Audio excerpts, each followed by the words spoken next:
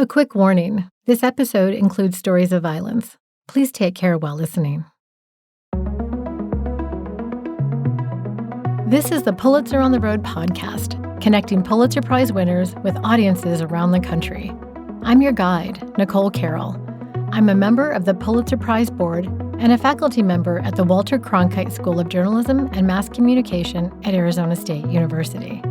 Each spring, 23 Pulitzer Prizes are awarded for distinguished journalism, books, drama, and music. On this podcast, we talk with many of the winners and hear the stories behind their prize-winning work. On this episode, we're featuring journalist Trina Reynolds-Tyler. My name is Trina Reynolds-Tyler, and I'm the data director at the Invisible Institute. And Sarah Conway. My name is Sarah Conway, and I'm a senior reporter and special projects manager at City Bureau. Both the Invisible Institute and City Bureau are small nonprofit news outlets in Chicago. And Sarah and Trina won the 2024 Pulitzer in Local Reporting for a series they teamed up on called Missing in Chicago. Here's a clip of Trina from the series. For this investigation, City Bureau and the Invisible Institute requested the Chicago Police Department's missing person reports from 2000 to 2021. To create Missing in Chicago, Trina and Sarah analyzed data and uncovered documents by using the Freedom of Information Act, which is commonly referred to as FOIA. The analysis shows that Black girls between the ages of 10 and 20 make up nearly 1/3 of all missing person cases in the city, according to police data, despite comprising only 2% of the city population as of 2020. They also conducted in-depth interviews with more than 40 sources in order to share the stories of the real women behind the statistics they found. Women like Shantaya Smith. Here's Sarah in the series. Shantaya Smith was a proud, protective mother. Every morning, rain or shine, the slender 26-year-old would sling her young daughter's backpack over her shoulder, and hand in hand, they would dash across the street to the neighborhood elementary school. Smith was a protector in her North Lawndale home, where 3 generations lived under one roof. The cousin you'd call when there was trouble, who'd teach anyone the latest Chicago dance styles in the living room, and whose cherry red or bottle blonde weaves mirrored her bright energy. So when Smith walked out her front door on a warm May afternoon in 2018 to run a quick errand, her mother, LaTanya Moore, didn't think much of it. Moore didn't realize this would be the last moment she would see her daughter alive. For years, families and community groups have been trying to get the Chicago Police Department, or CPD, to do more to look for Black girls and women who go missing. Aware of these efforts, Trina and Sarah wanted to understand why so many Black girls and women disappear in Chicago, and why many of them are never found. In recent years, the state of Illinois formed a Missing and Murdered Chicago Women Task Force, and the CPD announced policy changes. We caught up with Trina and Sarah while they were in New York for the Pulitzer Prize award ceremony. Salamishah Tillet, who won the 2022 prize for commentary, hosted the conversation with them. Congratulations! Big deal, your life just changed a bit. It's going to be so much fun tonight. Salamishah is familiar with Sarah and Trina's work. She's the co-founder of A Long Walk Home, an organization that uses art and activism to empower young people and to end violence against women and girls. So, on this episode of Pulitzer on the Road, Trina Reynolds-Tyler and Sarah Conway joined Salamishah Tillet to talk about making their series Missing in Chicago and how their reporting has helped influence changes within the Chicago Police Department.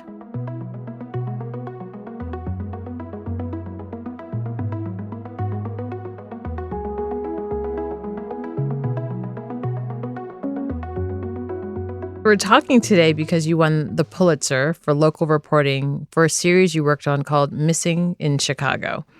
So Trina, you're at the Invisible Institute. Sarah, you're at City Bureau. So how did you two come together on this particular project? Wow. So Sarah and I were navigating the journalism ecosystem.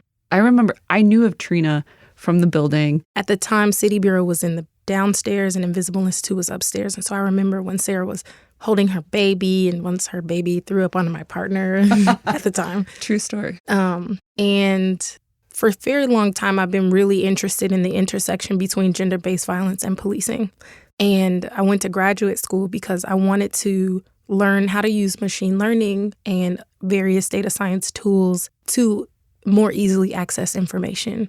I lead a project at the Invisible Institute called Beneath the Surface, which essentially built a classifier, an algorithm of sorts, to more easily identify different types, contexts where police misconduct intersected with gender-based violence. Through that project, we identified 54 complaints between the year 2011 and 2015 that were related to how Chicago police were treating people, or that were related to the ways that Chicago police were handling and engaging with community around missing persons cases. Once I got those 54 complaints, I reached out to Sarah. We had coffee at Build Coffee, and I think we sat at the ledge by the window, and I basically proposed to Sarah. Yeah, she did propose, and I was immediately, we didn't know what the investigation was going to be at that time, but Trina was like, we're going to look at police through the lens of gender-based violence, and specifically about missing persons. And what really intrigued me was that City Bureau, our whole ethos is we involve community members in media. We have a documenters program where we train people to document public meetings around the country. I work in our edit department with fellows. So it's like I'm always doing collaborative media. And I was like, okay, let's go, because my mom's sister went missing when I was 6. Mm-hmm. And she had struggled with so many, underlying mental health issues. And so when Trina said that, I felt like I was like, oh, this is an opportunity to really merge a lot of things that I really wanted to focus my work on, that I found a lot of personal value to, that I was like, people are always talking about missing persons. And I was like, there's no one else that I'd want to do this project with. First of all, I just want to thank you for sharing that, Sarah. And then thank you both for doing this really profoundly thoughtful and empathetic investigative reporting. So one of the words that jumped out to me from your reporting was this idea of missingness. And you describe it both as a symptom and as a cause of several risk factors impacting Black girls and young women. So can you just define what missingness means? So there are many reasons why someone could become missing. Ultimately, that missingness is a symptom piece is, okay, someone is reported missing because something happened. And in some cases, maybe it's because they didn't answer their phone. Maybe it's because their parents are paranoid, right? But many times, people are going missing because they're running away from something. So it is a symptom in the sense that something is going on for them to go missing in the first place. But when we think about missingness as a cause, we then get to the other side, which is, what are they running into? We see the ways that when you are a missing person and you are not accounted for, the ways that you can easily become exploited, especially when there's no one looking for you, when your picture is not posted up, etc. Right? A young person who is experiencing a conflict with their family, Desiree Robinson, right? We know that she ran away, but she ultimately went to a party and this guy wouldn't let her leave. He began sex trafficking her. We don't know what she was grappling with as a young person. We do know that she ran away. She didn't want to be there in that moment and she wanted some space. So that's a symptom, right? But then the cause, when going to some space outside of her home, encounters this man who immediately begins to exploit her. And so, there's a two-sided piece here. I think you both know that I'm co-founded an organization that's based in Chicago called A Long Walk Home. And last year, we had an exhibition called the Black Girlhood Altar that was dedicated to missing and murdered Black girls and women. And the whole ethos of our organization is using art to end violence against girls and women, and with a specific focus on Black girls and young women. And so it's a very underserved population, but it's also a very underrepresented population in terms of media coverage. And so I'm so curious why you two chose to focus on Black girls and Black women in your research and reporting. Was it because that's who rose to the surface, or is that how you went into it? First off, when you look at the police misconduct complaints that brought us here, majority of those are complaints filed by Black women about their Black children. when we received the missing persons cases from the past 2 decades.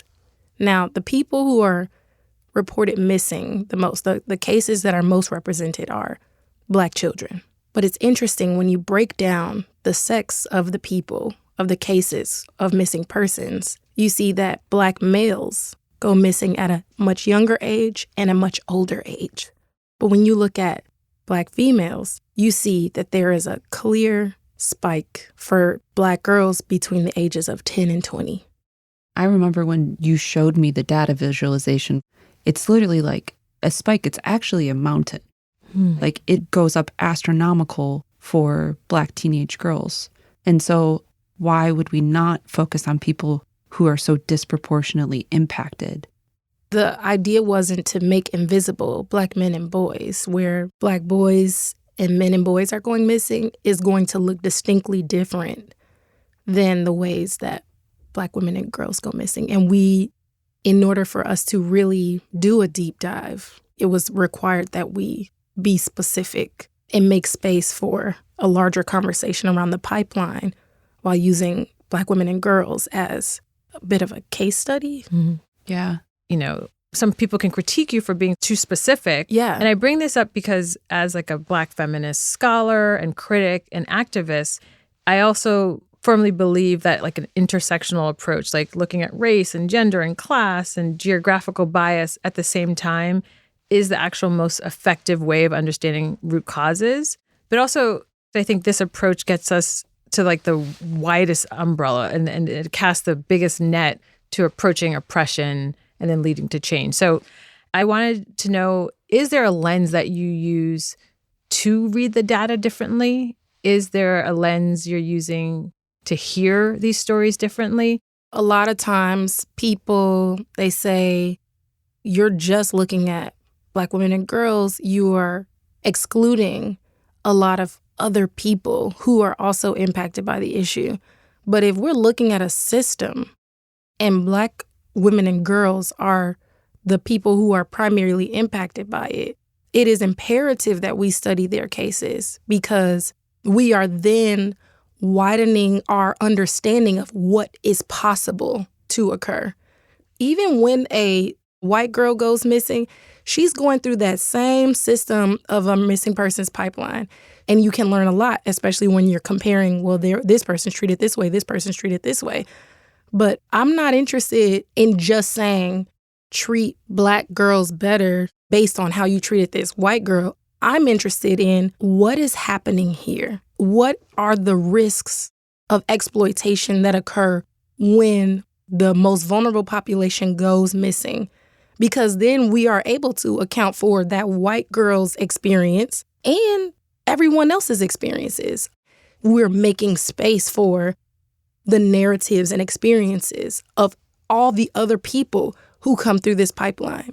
So while you're doing this reporting, what were some of the big questions you wanted answers to? And what were some of the goals that you went into the project with? Well, you know, it's really interesting. We talked to many families, and ultimately some of the findings came from, I would say, people sharing the oral histories of their experiences and who their loved ones were. We started picking up on patterns just from talking to many families about how the Chicago police are telling people to wait 24 to 40 hours. But the law says there is no wait time to report a person as missing. They're telling Black mothers when their younger daughters, let's say who are teens or in their early 20s, that they probably ran away with a boy, and they're refusing to actually take missing persons reports. It was through conversations with families that we started picking up on patterns of this is happening to people over and over again, and the similarities are that they are Black families, and they're often on the south side of the city or the west side of the city, and that they have a young woman or just an adult Black woman in general, or a literal child who is missing. And they're saying the same things and they're treating families the same way. The last time they've had a hearing was actually in 2017. And they had said that they equally and fairly investigate all these cases and that, you know, most people return home. Right. CPD spoke to the City Council Safety Committee and said 99.9% of juveniles who were reported missing between 2000 and 2016 were located or returned. And this is an important note because in our reporting, we identified 2 juveniles between that same time period where Chicago police had closed the case before the missing had been found.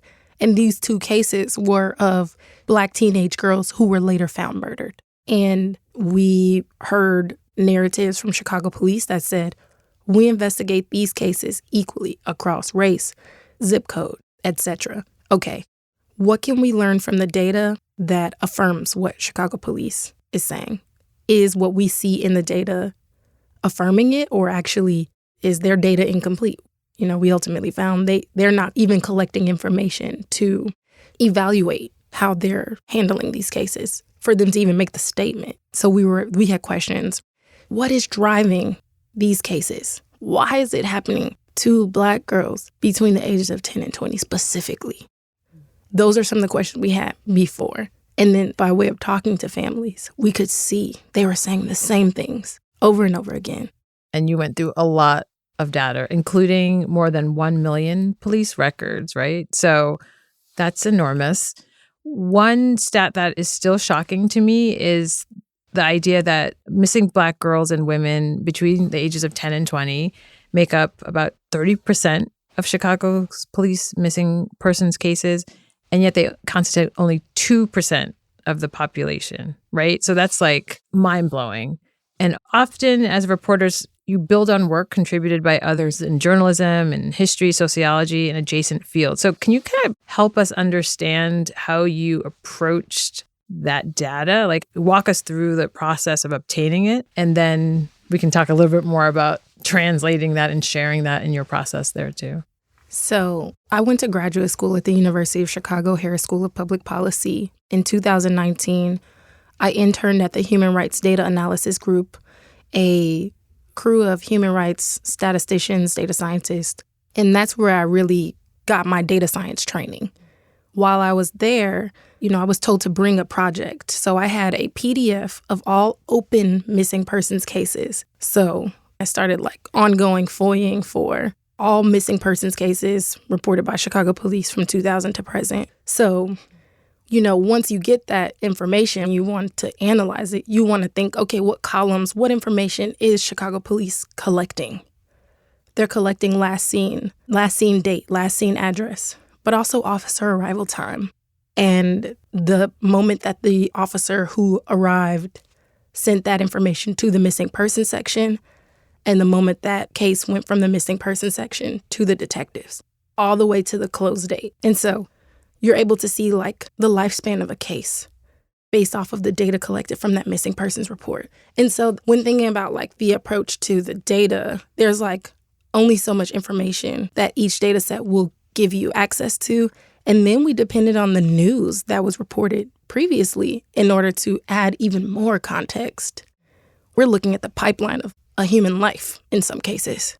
That's such a good way to put it, Trina. You can follow someone through different government records. And so we were always peeling back the thread of how far can we go. We were an absolute menace to local government, and that, government lives in silos, right? And so some of the cases that we identified that were actually homicides that were hidden in missing persons, data is closed non-criminal. We went to the actual narratives in autopsy reports. Do they exist in Cook County Sheriff data? Are they in medical examiner data? What does the narrative say in their autopsy? What do their family members say? What did it say in news reports? What does it look like in missing persons data? When we look at the investigative documents, what do those say? So we were cross-referencing a lot of things and never really depending on one data source or, a singular document, because our suspicions were always that, based on what families had been saying, that they had not received adequate investigative services, or they had had their cases delayed or denied. And so we really just wanted to see, what does this person look like in data and records? And then pairing that with talking to families and people who actually knew them, because there's only so much you can know about a person in records, There were so many things that don't exist in records. All that stuff actually matters because all these things are really deeply connected. Many people could have and have actually looked at the missing persons data and taken it at face value and only investigated and reported on okay, well, these many are open, and the ones that remain open are disproportionately Black girls. But, we took a step further and we attempted to validate that data. And so it's really a lesson to never trust the data at face value. Always assume that when you receive a data set, it is missing something, and doing the best that you can to identify the things that it's missing. Like if the data's saying this is not a problem, but the people are saying this is definitely a problem, something is awry. And as people who are working with data, it is our duty, our responsibility to dig deeper. It also seems that you're showing how the power of narrative can humanize the data, right? So the idea of this being a lifespan of an individual, but then through your investigative reporting process, you really brought these people alive to us as listeners or as readers. And so can you just explain a bit how you approached making this data human in a way that we can then recognize the humanity of the women and girls who've gone missing? I would say the narrative of the story follows Shantaya Smith, who was a young mother who went missing on the west side of Chicago in North Lawndale. She had a very young daughter. Her mother was like, and everyone we talked to neighbors on her block. She loved her daughter. She was a great mother.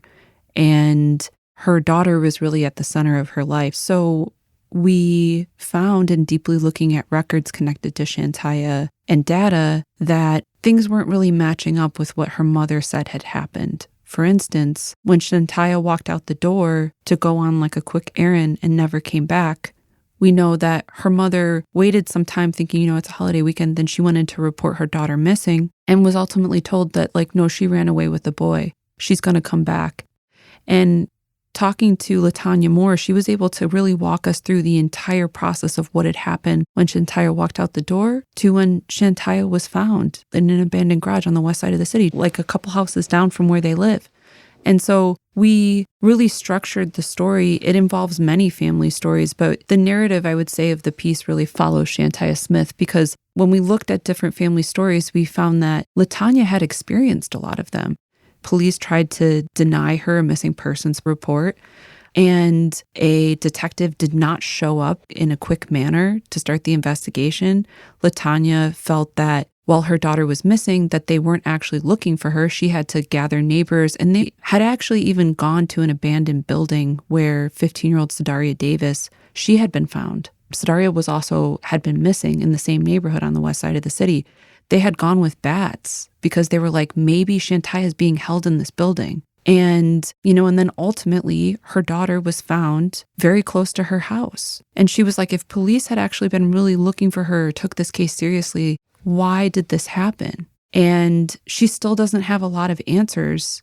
We wanted people to understand that this isn't just someone goes missing and then it ends. There's so much to a person. And these were people who were deeply loved by their family and friends. And oftentimes there are public health issues that are connected to these cases. The eviction crisis in Chicago, underlying mental health disorders, substance use disorder, postpartum depression, children who are experiencing neglect. They're oftentimes not getting their needs met. When we're talking about using data to humanize people, I am so hopeful that we can lean into what it means to use data to make information and people more accessible, to bring us together. And so I'm so thrilled that we were able to identify the ways that technology can parse through hundreds of thousands of documents, how looking at multiple data sets and talking to people can help to actually validate, right? To confirm that a thing has occurred, to build a larger picture, instead of doing this thing where we just swoop people all together. Homicide, homicide, homicide. It's like, no, a homicide is not just a homicide. Sometimes it's a conflict. Sometimes it's intimate partner violence. When we can use data to go deep so that we can see larger patterns, that's when we are doing the human work. But when we use data in order to lump and stereotype, we won't find ourselves in a future that is bright.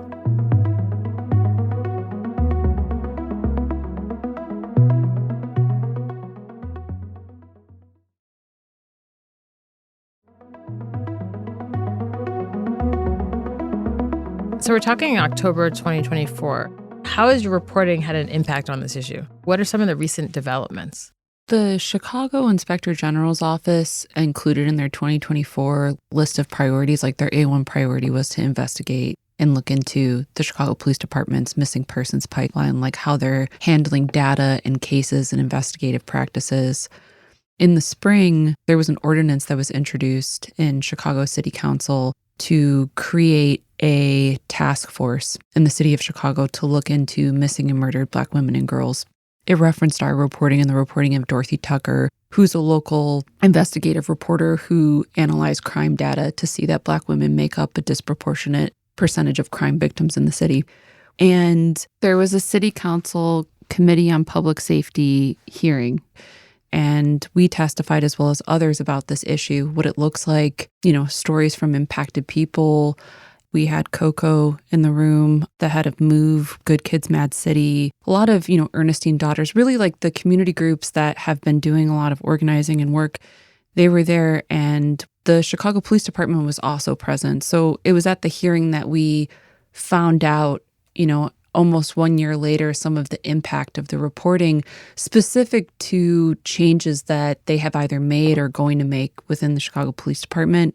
They are changing some of their data keeping practices around, the information they're going to include in an updated directive around case closure, specifically about how they are reclassifying cases, which was, I would say, one of the most major parts of our investigations. And they're going to incorporate a mandatory digital screening for missing people who return to understand, were they victims of a crime, what happened, what resources do they need, so they can actually improve the data that exist.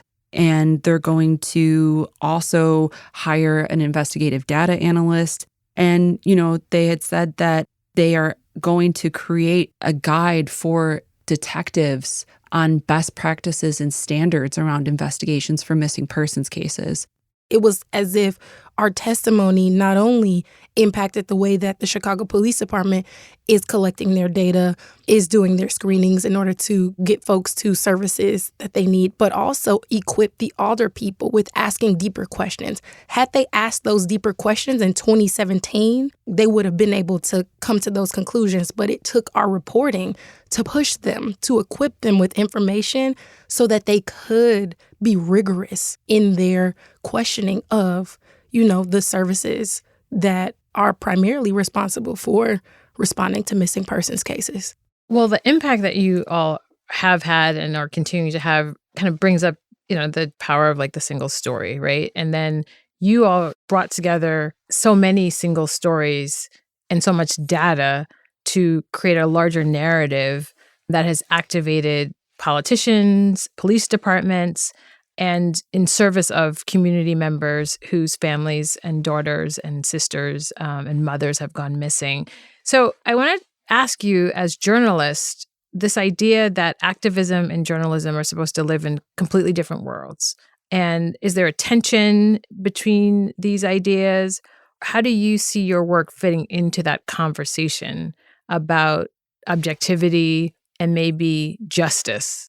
I don't really consider myself a traditional journalist. Like, I moved to Nebraska to a town of 2,000 people to do daily reporting, and then I went to the New York Times. Like, I've always worked in community media and nonprofit news.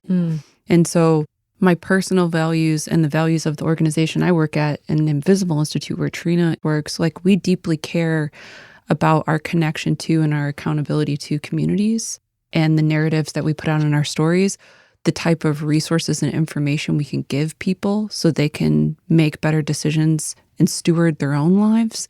I don't see my work as a form of activism, but that's why I'm doing this work. Like, that's what I think is at the heart of public service and journalism. I think about a lot of the mothers and just family members of people who are in our stories who, one mother in particular, she had stopped talking to media. In fact, she had really kind of tried to stop talking about what had happened. And through building a relationship with her and our reporting, like, we literally walked into a room and she was standing in front of like 5 or 6 TV news cameras talking about her daughter. She came up to us and was like, "You all helped me find healing." And that's why we do this work, is because individuals can actually find healing through narrative justice. And maybe some people would consider that a form of activism, but why are we doing journalism if we're not creating pathways for impacted people to find healing or to see their community story or their individual story actually reflected in media? And so I think we've been given a lot of privilege, really, to be able to work at organizations that value that. Yeah, I am definitely not an activist journalist. It's interesting. I'm really in the data science, data journalist. So I more so see myself as a scientist than an activist, humbly. And that's because I am really interested in identifying and interrogating systems. And at the Invisible Institute, we investigate policing and make information accessible, build tools to equip people to hold their government institutions more accountable. And I say policing because that's primarily the institution that we've interrogated, but it's not exclusive to policing. We are being expansive, then we're able to really do rigorous journalism. Any investigative piece that I'm doing, just know it's scientific. And I'm not coming with, oh, I think or I believe. I'm coming with, I heard this story, I pulled the records, I looked at the data, and I found more people who also confirmed that this thing is real. We're not organizing marches, we're not doing these things, but what we can do is interrogate the data and records and really look at things. And I think that's the value that we provided on this issue, is that we did deeply look at something that we can use the tools of journalism to really assess whether police are telling the truth or not. And that question always comes up for journalists who are interrogating systems of power. It's always when you are doing investigative reporting that actually centers and is focusing on communities that then it becomes an issue of you're doing activism journalism. But I think that we're using the tools and the rigor and the integrity of journalism as journalists to really deeply look at in a holistic way an issue. And that's what we wanted to do from the beginning. The activists did the work. The activist is activated. They was in the streets marching on a regular basis. We didn't come and say, like, get active, y'all. We had a reporting question and we pulled on all the threads. We talked to all the people and we were scared, right? Because this stuff is heavy and this stuff is dark. If we were to pretend and act like what we were reporting on didn't impact us, we would not have put out such a rigorous and thorough investigation. At the end of the day, it wasn't like burn down the Chicago police. It was like, if Chicago police are the people who are responding to this issue, and we're talking to Chicago police and they're saying this thing, then these are the ways that they can improve the way that they're interfacing with most impacted and vulnerable community so that people can better understand what is driving the issue. Truly, I see myself as a scientist, as a data journalist, but I'm using data science as a medium. I'm not just pulling data when it suits me. I'm looking at the data because I'm nosy, And so I think it's really important to note that we are thinking constantly about methodology, which means I'm putting it all on the table and I'm skeptical of it all. And I'm doing it in a trauma-informed way because if I don't, I might accidentally leave out a narrative that is integral in better understanding what is happening here. One of the powerful parts of your reporting was to highlight the ways in which families and communities, in lieu of the law protecting them or in lieu of police officers doing their job, created their own systems and networks and safety nets for each other. This idea of these communities and these families and these people holding the city accountable and also holding the memories of their loved ones with such care and beauty and grace comes through in your reporting as well. In every family that we talked to, they went out and searched for this person. These people are valuable. They are loved. They are missed. They are wanted. These are not throwaway people, and that's what they have been treated like. That's also what the narrative of them is. I don't think when people necessarily see a missing Black girl, age 13, they're thinking, oh, all her friends and her aunts and her neighbors are actually looking for her, which is what came up when we talked to families. Families are actually looking for these people and using their own resources to do so, to create their own flyers, to go and drive around and look for people to take off time from their work to go and look for loved ones. Like, that's the reality of what is happening. And I want to say one of the groups that we mentioned in a resource list, Black and Missing Foundation, has been an incredible resource for families. We also know that based on what has happened nationally in other parts of the country, that there have been programs that have been created to provide resources for families so they don't have to eat $1,000, airplane ticket that they had to buy to go fly somewhere else to look for their daughter. So that was really important to say, because that's also that's the reality of what's happening. Police are the entity that people are forced to turn to because there's no other alternative, and they're not really happy with the services they're getting. And in our reporting, they had told us that they want more support to do that. They want investment in neighborhood searches. They want investments in safe houses for teenage girls. They want the city of Chicago to invest in an office so that when a Black mother goes into a station to report her child missing, there's an alternative besides, a white shirt that says, no, you have to wait. I mean, and also, like, we were collecting data in real time just by way of talking to people. Those things that we reported on, although they are not formally collected in data, they are data. Through our interviews with people, identifying the things that people were saying over and over again, the ways that they found each other, like the ways that they leaned on each other. There was some point where some of our sources came together for a brunch we had at the City Bureau office, and it was like, they were all saying the same things. Like, when I called the Chicago police, they would say, he's not in office, he's on vacation, he's on furlough. There was that kind of tactics, all the way down to like, well, I had, this search party, etc. But then even like at the end of that event, there was like just a glimpse into data that I hadn't even considered before, which was like one woman asking another, how has this impacted your dating life? I said, wow. That is so interesting, like the ways that survivors know and understand the ways that they are impacted by this and the ways that other people are impacted by it.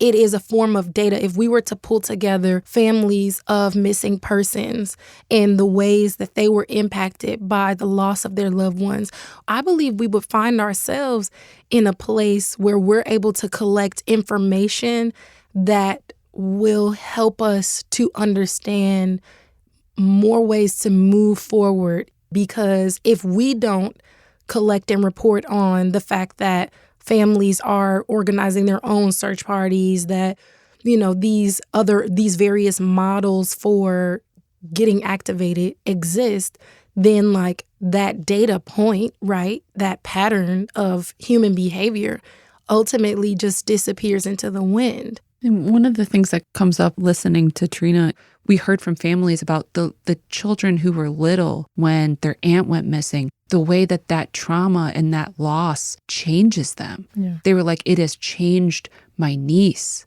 It's changed my nephew. It's changed my son.